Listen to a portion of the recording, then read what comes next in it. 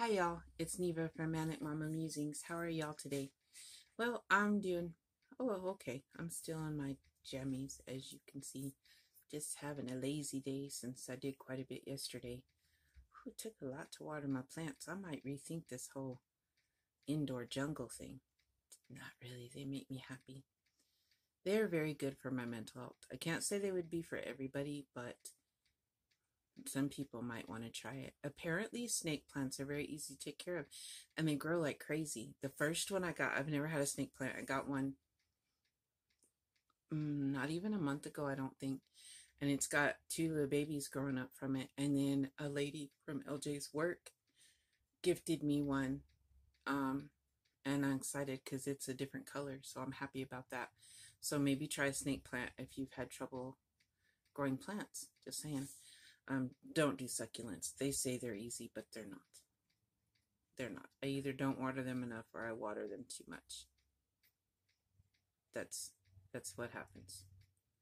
Although I am happy to say that this one, that Rebecca from Fiberge Crochet, I will put her in the description box below. This one, after almost, I think, a year, I don't know, Rebecca, how long have I had her? Her name is Rebecca. I named her Rebecca. She finally has roots. So, I think she was supposed to teach me patience because I was getting so, she wasn't dying. She just wasn't growing roots. And I was like, she's got to have roots to live eventually. So, yeah. Okay. Don't know how I got off on that, but, well, part of mental health. I was going to talk about, I'm going a little overboard on my plants, but I love them. I love to crochet. I get excited when I get new yarn because I think of the projects I can make with it, and then it's forever. My hair's a mess today. Before I make that project, or I change my mind and make something else, but that's okay. That's part of the fun of crocheting, right, guys? Is freedom of choice to do what you want. I did not get my February goals done. That was to finish a couple birthday presents. One for my sister that I still have to put a pocket on and do the hood, and then for someone else, and all I can say is that they're very confusing, and I'm just gonna send her something else because it's confusing me. So there's that. And I said that I was going to talk about sobriety today, and I am. So I just got done talking to my counselor, and he and I talked about, because he was like, somehow, I'm turning 50, and that so many people, I know so many people that are forever 29, I don't ever know how really old they are, and I've never been one that lied about my age. Like, I didn't ever feel old, and I can't lie, 50, it was hitting me different, because it just didn't sound like it. When I said it, it didn't feel like I should be 50. Like, wow, am I really 50? But you know what? I got to thinking, and I'm happy to still be here. A lot of people don't. My cousin didn't make it to 50. And I tried to kill myself. And then there were the crazy, bad things I did in my younger years that could have ended me, and they didn't. And so, by all means, I might not should still be here.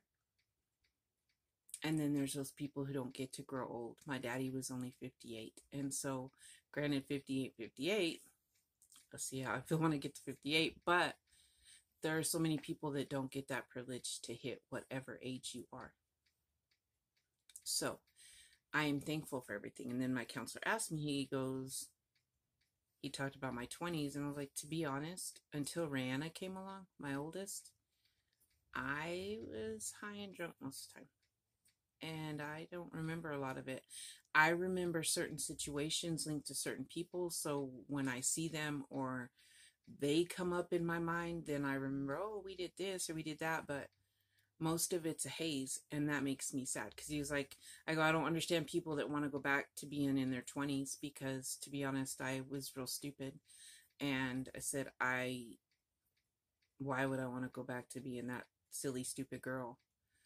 I stayed in relationships I shouldn't have stayed in. I fell for things from men that I shouldn't have fell for.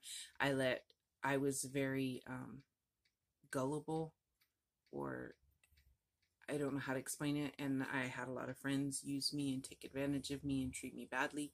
So there's no reason I'd want to go back to my 20s. You know, there's like, well, wouldn't you like to be able to be on the floor and then just get right back up? I just don't need to be on the floor. That's all. Like, that's what I look at it. So, yeah. I'm grateful for my sobriety. I didn't really think I had a drinking problem. When LJ decided to do the sober thing, I was like, okay, because I had plenty of times gone a long time without drinking. But I'm the kind of person that when I do drink, I drink to get blitzed. I'd like to use another word, but I won't. I mean, like, you know, drunk. I never understood those people that sat and had a mixed drink to relax at night. No, if I'm drinking, I'm doing shots and I'm going to get messed up and act real stupid and crazy. That was my purpose of getting drunk. It wasn't because I just want to sit and sip on something or... So when he decided to go sober, I was like, no problem. I've gone years without drinking. I mean, when my kids were little, I didn't drink. It's whatever, because I never, like I said, sat and just sipped on a drink. And when you got little kids, you can't be getting super intoxicated. So, and then I realized that New Year's, somebody had asked me to pick them up some wine coolers. And I'm in the liquor aisle at Walmart, and all of a sudden, all these liquors look really good to me. And I'm thinking, I would really like to get drunk. Wasn't nothing bad going on, because that's what I usually do, was I drink so I didn't have to face reality. Wasn't nothing bad going on. Nothing. I just all of a sudden had this huge urge, hadn't had it this whole time I hadn't drank, to drink. And I mean drink. Slam them. Well, that's how our brains work. They convince us that we're okay. And then they try to convince us that, oh, you could have like one or two wine coolers. By the way, I didn't even buy the wine coolers for my friend. I walked straight out of the alcohol aisle because I knew if I bought some, that they probably weren't going to get where they were going. Like, I didn't trust myself. But our brains will be like, you could have one and be fine. One turns into two. And like I said, I'm not one who, I'm going to sip on a wine cooler and just relax. No, I downed whatever I drank. Like, I didn't sip on anything. And so, yeah, my brain was trying to tell me it wouldn't hurt you. It's New Year's. And LJ won't know. He's got to work. But I made the promise to him that I would stay sober with him, because he had a real bad problem. Like, he drank every day. And his liver was already showing signs of having problems. And he was only 31, I think. So he needed to quit for multiple reasons. He was starting to mess up at work, that kind of thing. And then his liver, his health. And so I never understood how couples, like the ones like, oh, he doesn't care if I drink. He's trying to stay sober. Even if you don't have a problem, seeing you drink, it could trigger him to want to drink. Like, why is it that hard? I don't get it. I never have. I don't. And so I promised him, I'm going to stay sober with you. And he'd tell me, you don't have to. Well, babe, you can have a drink. And it didn't bother me until that day that I was just like, man, I just really want to get drunk. So it's really funny what our brains do. You know, I could never be social without being drunk.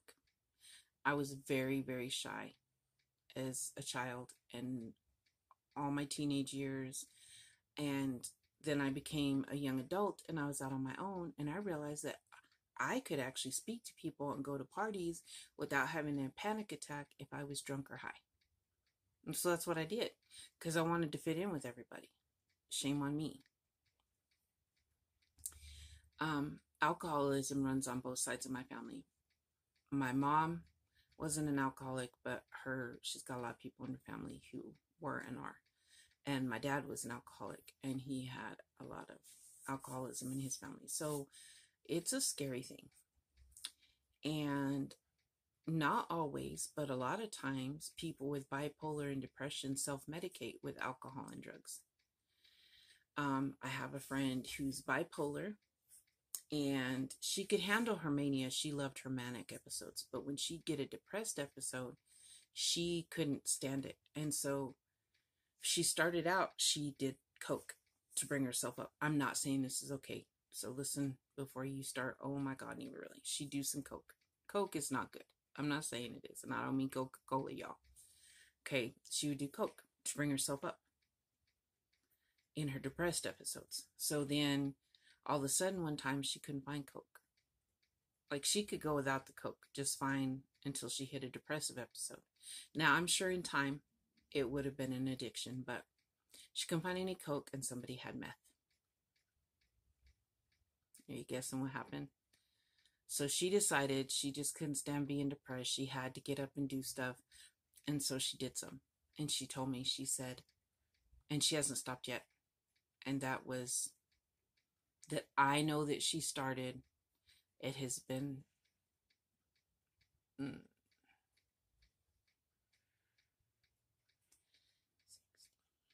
like 7 or 8 years.